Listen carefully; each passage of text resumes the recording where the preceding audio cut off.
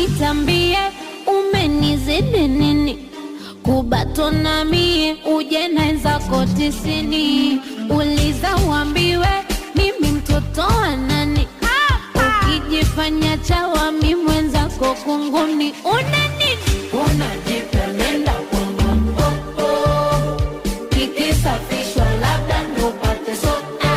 Una nini? Unajipenda kwa mambo kikisafishwa labda ndo pate soko.